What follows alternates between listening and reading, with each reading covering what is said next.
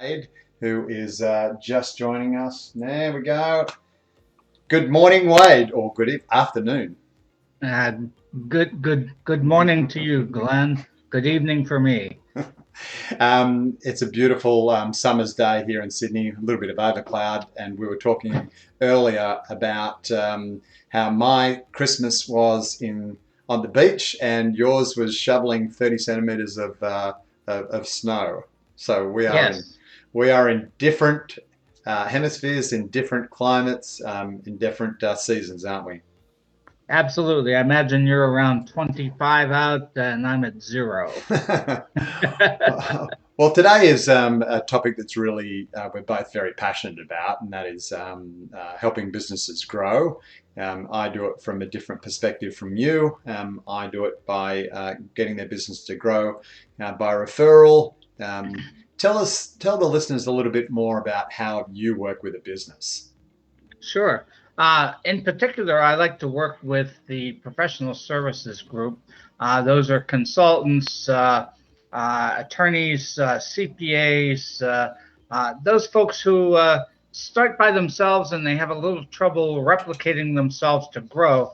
So they end up, unfortunately, owning a job versus owning a business. And I like to help them by really three areas. First of all, making sure we understand the client that they're targeting and should target very well. Mm-hmm. Just as you can't get a good referral if you don't know who you're going after. It's the same with your business. You can't have a good business unless you know who that person is who's the ideal customer.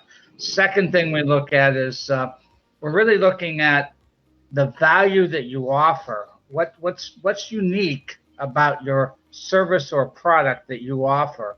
Um, think about unique in a sense that nobody even knows what to Google because there's not a category. That's how unique it is. We Mm-hmm. want you to be in that position, and what that means is high value. And then the third one is you've got to be able to deliver all of that through your business effectively. Otherwise, you're going to run out of time to grow, and you end up having a job that's at minimum wage versus getting paid what you're doing. You just can't grow. There's not enough hours in the week. So that's how I work it. Okay. So Wade and I have known one another probably about 15 years. We Yes, met sir. at a conference. We were both in attending BNI conference. We met, and it's just recently that I've reached out to pretty much everyone in my network during COVID, and we struck up a bit of a relationship, sort of going, you know what, we think we could support one another.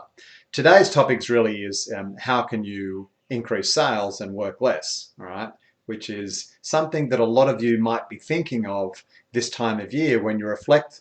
You've sat around, you've had all the Christmas presents, and there's either been enough Christmas presents or there hasn't been. You wanted a better Christmas. And when you look at your business and you think, well, what can I do next year in 2021 that would actually make sure that I don't think it brings more joy, but it definitely could bring more presence. It could bring um, maybe a different surrounding. I'd love to be having my Christmas in the snow. And maybe Wade, after doing all that shoveling, would like his in a drier, more summery sort of climate. But if that's Exactly. you, just drop us a line and sort of saying, just type in the comments, hell yeah, I'd love to know how I could be working and getting more with actually less. I'd love to know,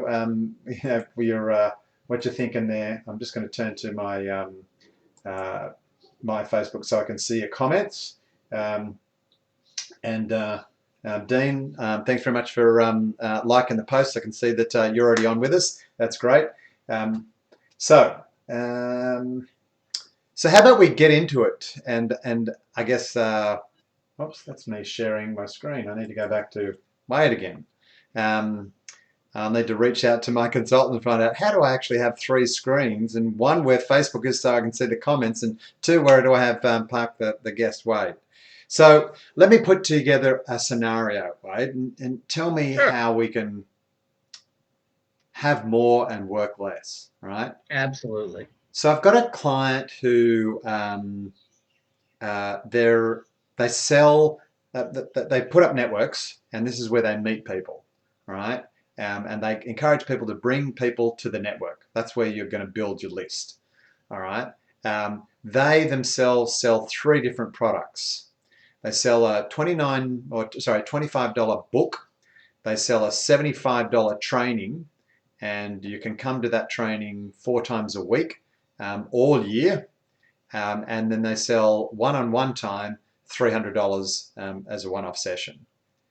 They mostly come in and pitch the $75 group class, right? That you can come in as many times as little times. And they said to me this morning, Glenn, I'd love to have more money. So that's the scenario, all right? How would you work with a business like that? And what are some of the things that come up for you? What are the questions you need to be asking to be able to say to this person, what they should do? Sure. I guess when we're talking about 75 a year for 4 sessions per month, first thing that comes to mind is the person at capacity? Can they add more people to a session, or is it individual? Is each session individual? No, they do it by Zoom, and Right. they can have as many people in that particular Zoom meeting. I think it's up to 100, and I think then she could increase. But let's just say, Okay. let's go with say 100, and she's not at capacity. Okay. All right.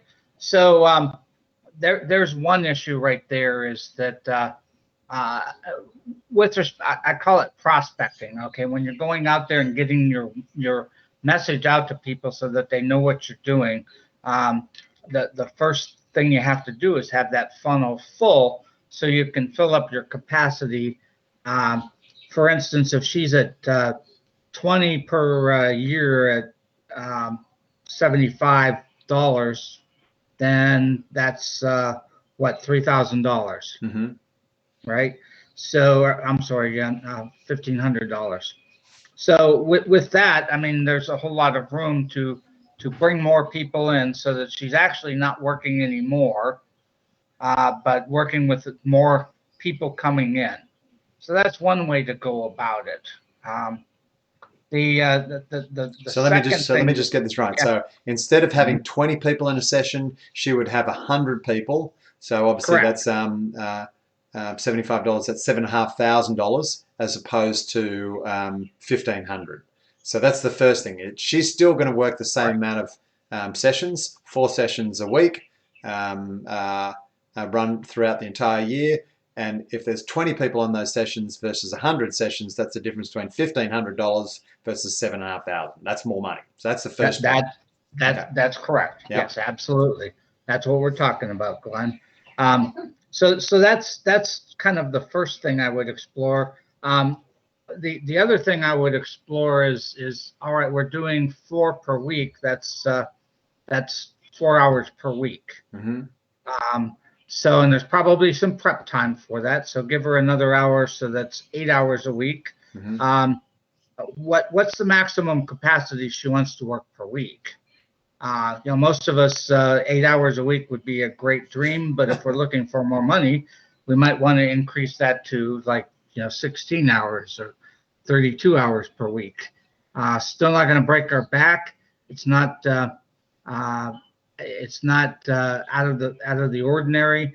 And I would suspect that she's probably working more than 8 hours a week or 4.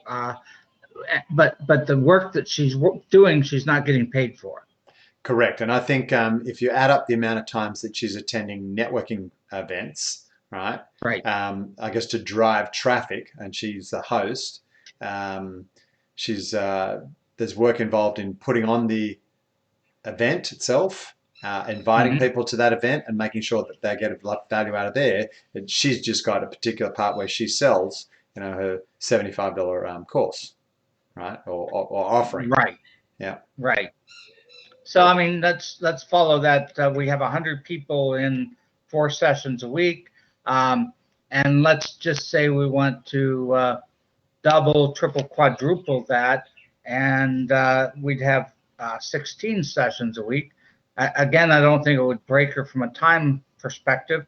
She's probably filling up the other hours a week anyway with other stuff that's less important than if she was getting paid for it. So if I do the math, that's probably probably $60,000 versus the poultry 1,500 is what she was doing.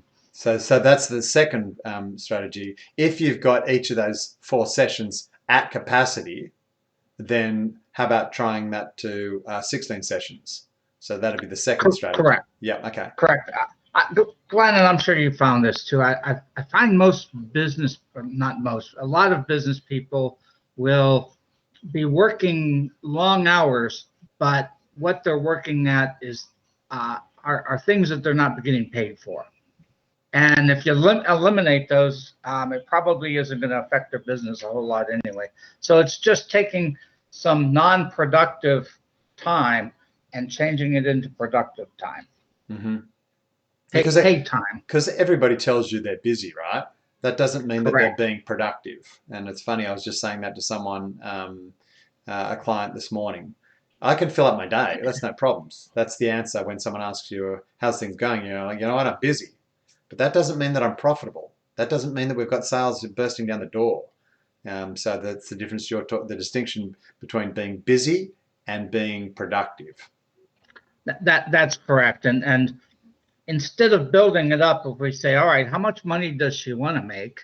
And we work backwards from there. And let's suppose she wants to make, people who aren't making 6 figures always want to make 6 figures. That's their first point, So let's say $100,000 is what she wants to make. Mm-hmm. If we work at it backwards and say, all right, there's sessions are 100 people. How many sessions do I need at 75 people, 100 and so forth? We can look at how many sessions you have to do per year, and then put that in our calendar. Here's how many sessions we're going to do. Of course, the next thing is now we have to fill up the sessions. That's next in the activities. We have to actually sell. Okay, so just comment, like for everybody else, I mean, did you get that distinction? What Wade was just talking about there is start with the end in mind, right? So if you're at, 2020, you're just about to go into 2021, a really good, simple thing to do is rather than just say, I want more money, right? Just sort of say, let's get very specific and say, how much money? Because what he just suggested then is come up with a figure. Let's just say for my contact, it's 100 grand, and then work backwards, not starting where you're currently at now, and then just think, I've just got to do more stuff, because you can get very overwhelmed there. He said, start with 100 grand, and then work out, well, how many sessions at $7,500 do we need to do how many sessions will that be? And then our next situation is, okay, how do we drive traffic to fill those sessions up to be 7,500?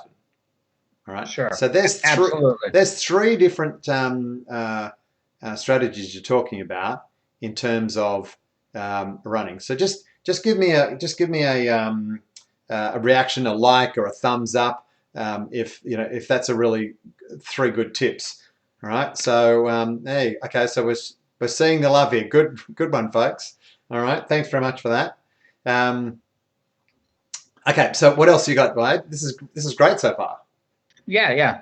So with the end in mind, now we kind of look at it and say, well, all right, let's pretend we start selling out, which would be a lot of selling, but let's just pretend we would be selling out, and we still want to make more money. We just don't have any more time. Mm-hmm. So now we're working 32, 40, 50 hours a week. Mm-hmm. And we just don't want to get into that 70, 80 hours a week. So what do we got to do next? Let's take a look at the customer. I was going to say, welcome to being the world of being an entrepreneur. That's 70, 80 hours a week. Right. Sorry. Right, absolutely. Yeah, you and I do it because we find it fun working those 70 hours a week. So We do it, but you don't have to if you don't. If you have an alternate, I mean, we can't forget what we're working for. There's Correct. some reason we're out there, and it has to do with our life, our family, whatever. So we want to avoid that and cap it. So let's just say 50 hours a week. This owner's working 50 hours a week, and she still wants to make more money. The next thing is, all right.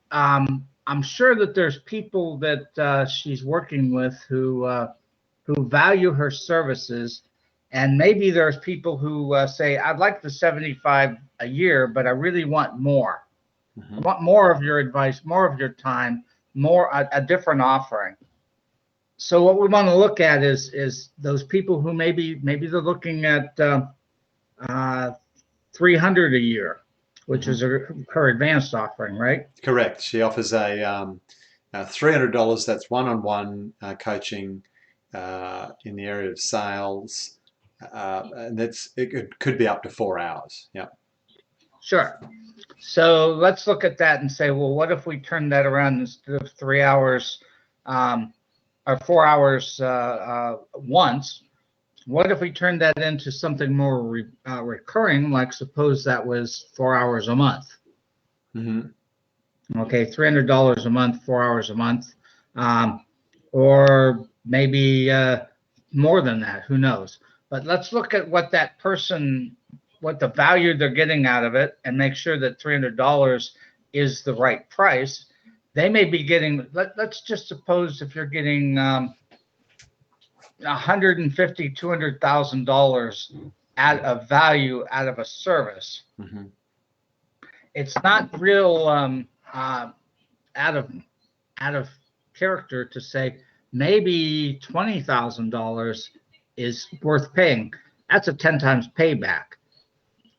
You work with a lot of financial advisors, right? Yeah. How many of them can deliver a 10 times payback? I would say per year. Well, I think most of them are 10 times. Yeah. I was going to say 10% increase, but I'm not sure if 10 it's times. Yeah. Not many, mate. Not many. 1,000%, right? Yeah. So it could be a couple of things. One is take a look at the customer and look at the ones who are willing to want to make more and pay more to do that. And let's start moving the offering that way. If we start talking about a $20,000 client, and let's just say 20,000, and we're still working with them 4 hours a month for $20,000. Well, we can probably fit in very easily 20 or more of those a month without straining a whole lot. And if I got my my calculators correctly, I was going to say your trusty calculator. Yeah, that's about $400,000 a year. Yeah. Just with that offering. I got my. Yeah. So one of the suggestions I had was so let me just get this right. This particular strategy is identifying people in the who are already paying her money at the $75 level. So they've already bought, so they actually don't need too much, and identifying if they need any more support. Okay, that's the strategy. All right. What ends up the result is you end up identifying and selling in the higher base product, and so it's $300, right? And then you took that a little bit further and sort of said, well, how about you set that up ongoingly? All right. That demonstrates to me that you're acting from the interest of the client, because how about we just put the support in for you every month, and you can come and tell me, you know, the 3 or 4 hours, we can set it as a regular session, and at the end of the year, you know, or at the end of 3 months, 6 months, whatever the contract is, but that means that $300 is coming in, and you don't have to keep selling it each time. All right. Whereas a lot of people sell, then they go into do some marketing, and then get another sale, and go into more marketing, get another sale, when actually it might be the same person just buying $300 every time. Why not just set up as a recurring payment? Now, if you think that recurring payment doesn't work, have a look at the Dollar Shave Club. That guy's built a $1 million business, a multi-million dollar business called the Dollar Shave Club, and all it really is shipping out supplies to people on a monthly basis, on a recurring contract basis. All guys know we've got to buy shavers anyway, so this way if I get it right, they just automatically come and it's just automatically debited out of the card, and no one has done that before, so it's very, very different, and he's built a really large business of a simple product. My suggestion was, why does she start with this $75 sale? Why not pitch the $300 sale and then have a downsell strategy that if they can't afford the 300, well, then they can get the 75. And I don't see enough of this by a lot of businesses either. They start out with, you know, what they think is the market level entry point, and then they try and upsell them going. Now, there's nothing wrong with an upsell strategy, right? McDonald's do it great. But you could also go in and sort of saying, hey, we're different. We do $300 for, you know, a session. It's just tailored for you. You can have that ongoingly, as Wade said, or it's just a one-off. See their reaction, and if it sounds like something they want to do, but they just don't have the dollars to do it, you can sort of say, or you can have more of a group sort of coaching sort of session, and that is $75. It's for the entire year. You can come to 1 or 4 classes a week. That's correct, Glenn. And one thing to remember out of this as well is that we're really looking at the value you're providing. So for $300, I'm providing a lot more value than the $75 a year with these 4 sessions a week. So we look at the value we can provide. What's the problem that the customer has, and what's the value of that problem if we solve it? Well, not a lot of people come at it from that particular angle as well. They just go, you know what? I bought this pair of scissors for $1, so I think I'm going to charge $2. Like, how'd you come up with the figure? Well, basically it cost me $1. I'm like, okay, so would you sell it for $2 if you got it at 50 cents or 30 cents? Most of their answers are no, I'd sell it for $1. I'm like, okay, that's you know, what we're saying here is, why don't you just find out what the market is prepared to pay for the pair of scissors? All right. Now, I think I saw a show once where, you know, described to me this pen, right? Well, it's the value it brings. Like, I mean, if there's thousands of them, they might only be worth 50 cents. But if this is the only pen and you need it to write a contract now, which was $1 million, and you want your client to sign, well, it's worth a lot more than 50 cents now, isn't it? Because you want that $1 million signature. So you could get away with charging $1,000 because they need that pen right now. Right, absolutely. You can be BIC and have the best manufacturing around, so you can have a 19-cent pen. That's going to be pretty tough to go out and go head-to-head against them. Or you can be a Mont Blanc. Their pens are hundreds of dollars, and people pay them. Why do they pay it? It's part of its status, part of its reliability, part of it's the feel. I mean, there's all sorts of conditions, problems that you're solving differently with a Mont Blanc than a BIC. Yeah, rich people are still going to have ways to spend their money, don't they? That's correct. So absolutely. Yeah, if you're rich, you don't want to buy a big pen. You want to be seen with a Mont Blanc. All right. So yeah, you're right. It is part of it is part of status. Exactly. Yeah. So and it's the same with us as coaches. A lot of times people will look at the low price and say, well, that isn't worth a whole lot. You know, it's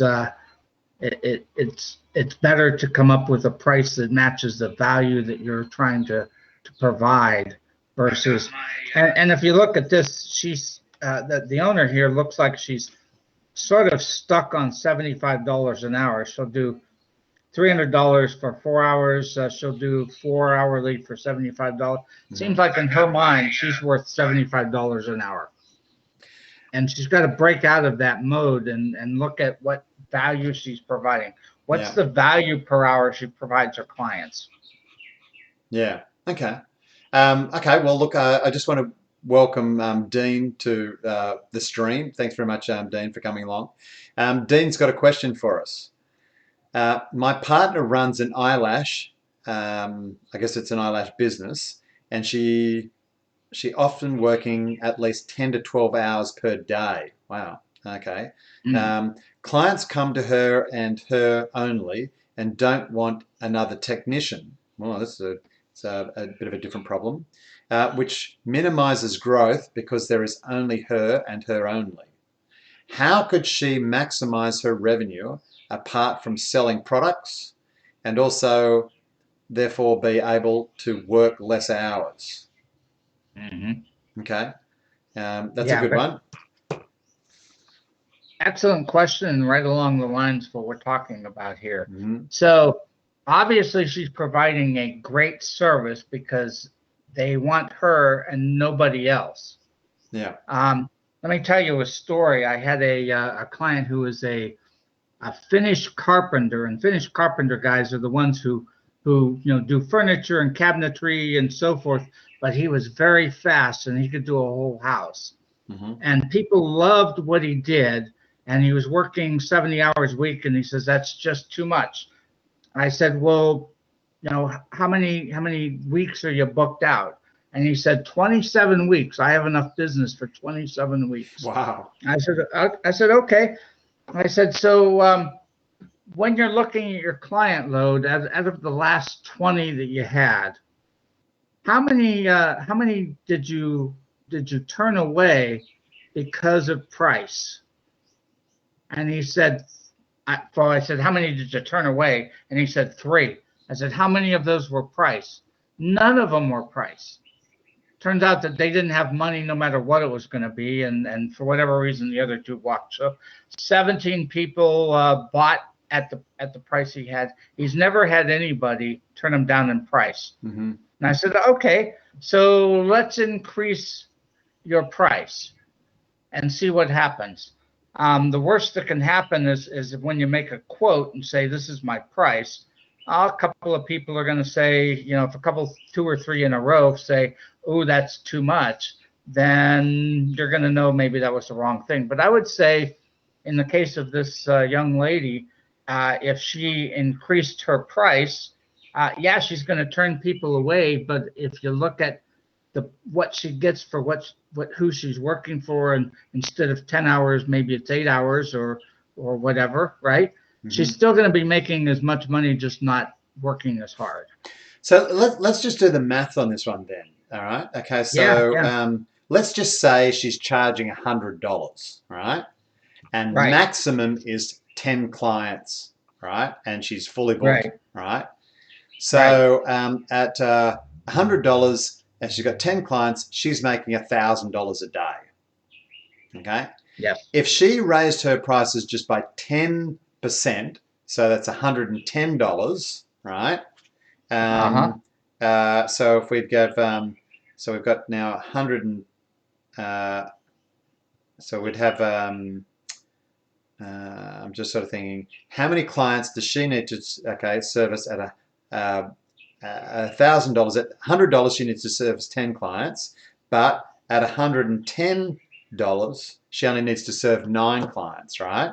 So all of a sudden, Correct. by putting up her price by 10%, she's got now an available spot, all right? So there's one Right. thing. And I know where we met at BNI, we would constantly put up the price every couple of years to see what's the tipping point between when our revenue dipped. All right. So in other words, in Dean's girlfriend's case, is when they weren't earning $1,000 a day, right? So you could charge 20%, which might mean that you only have to work out 7 clients, right, or 8 clients, Right. right? Right. So therefore, you're working less, but you're putting up. Now, obviously, you will reach a point where people go, you know what, eyelashes, I can get them for $100 down the road, or I can get them from this lady at $120, and you might lose 2 customers. But is it enough so that your revenue dives? And chances are if they're repeat customers, they're not going anywhere for 10 or 20%. All right. Like if my hairdresser put up his prices 10%, oh well, 20%, oh well, 30%, I might start to tweak then, but really, do I want to go to someone else? 40%, I would stop. Now, I've told him this, and he said, well, Glenn, my prices are, and they've always been that way. I'm like, okay, but I'm just letting you know I'd probably pay more. All right. Often there's money on the table that he hasn't kept up with inflation either. Right. Right. And admit there's not a lot of hair to cut, but he could still be making more by working less. So, Dean, hopefully that has been two answers, or an answer about putting out price. Now, Wade, when you work with people and they say, and your suggestion is put out price, what's the typical reaction you get from people? There's a bit of hesitancy with that because they're scarcity minded. They're looking at it saying, "Hey, all of my business is going to go away, and I can't find any more business." Instead, they really ought to be looking at it from a standpoint of, you know what? There's people out there who are going to value what I do and pay me more for it, and really, it takes no more effort to find those people that want to pay more than it is to find somebody who's going to pay you what you're getting now. I think we were chatting about that on our last call. It takes just as much effort to get a good client as it does to get a shitty client. It's the same amount of effort, right? Which one would you rather have? Yeah. So it could be just taking a look at the client and redefining who you're after, so that you can get the right people in who are going to pay you what you're worth, instead of the one who says, $100, Glenn, would you take 90? Yeah, it doesn't really happen. It's different in different cultures, isn't it? Australia doesn't really have much bartering, but you go to India or Thailand or an Asian country, and that's second nature to them. They're like, how much for cash? Cheaper. I want a better price. So, listen, just while I think of it, if you want to subscribe or come along to our special Facebook group, it's called The Better Business Place. You can check it under the groups. This is where we have experts like Wade come in on a weekly basis. You'll have to answer a couple of quick questions about to make sure that you're qualified. But if you're a business owner looking to grow and want great advice from industry professionals like Wade or myself, then come along, join the group, and be a part of what an amazing 2021 is going to be like. Wade, let's wrap it up there. What are your goals and things you'd like to achieve? Who are the people you'd like to be working in 2021? Or what are you doing differently? I'm starting some group sessions. I've been doing one-to-one coaching, and quite often it's been local, but just like everybody else, I've gotten used to Zoom meetings and offering what I have with Zoom meetings, and so I want to do some group meetings, and I'll tell you what the groups are, how they're a little bit different. You still get the same coaching that you get individually, but now you get to talk with other folks who are experts in their field and good in business. Mm-hmm. And you can, it's like a mastermind group too. So you get coaching and you get that mastermind option as well. So that's what I'm looking to do in 2021 is fill up that offering. Okay. Have you already got a booking page for that yet, Matt? I do, yes. I will send you if you send us the link to that, I can pop that in the chat below. Perfect. All right, that'd be great. We are also letting all the viewers know that as of the 1st of February, I'm going to be running a 9-week intensive group training on how to get more business by referral. I'm going to put on an event which is a 1-hour live session. I'm going to walk you through the whole session, how it all sort of works, and you can take that information, you can implement yourself, or you can be a part of the 9-week program. To attend the one-off 1-hour session, we will start running a series of I guess, online events, but the group training starts as of the 1st of February. So look out for details on that one moving forward.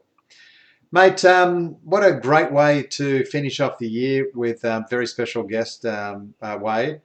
Thanks very much for being part of the show, mate. Really appreciate you've come on a couple of times, and I appreciate your efforts. Yes, glad you invited me. It's always enjoyable talking with you. All right, mate. I look forward to having you on in 2021. And if I don't speak to you beforehand, mate, what are you doing for New Year? It's going to be a small, simple New Year. We're going to spend it at home and probably have something bubbly because we'll be in a new home at this point. So just a small gathering. My fiance and my mother until she goes to bed. She goes to bed much earlier than I do. But that's how we're doing it. How about you? Mate, I hope I'm awake at 12 o'clock. You know, for the last couple of years, I've fallen asleep on the lounge and wake up from firecrackers and going, oh, wow, okay, it's 20, you know, whatever the new year is. So my goal is just to see if I can make it to 12 o'clock and stay awake so I can celebrate the new year. You'll have to text me and tell me how the new year's going because you have a couple of hours ahead of me. We have a head start. We do have a head start on you. Okay, everybody. I might as well say a Merry Christmas and a Happy New Year to you too. And I look forward to seeing you in the new year. Look out for us on Tuesday. I think we start around about the 11th, I think, back doing the weekly shows. So, all right, my name is Glenn Kirkwood, aka That Referral Guy, with a reminder to make, build, and share connections. And I'll see you in a few Tuesdays' time. Bye for now.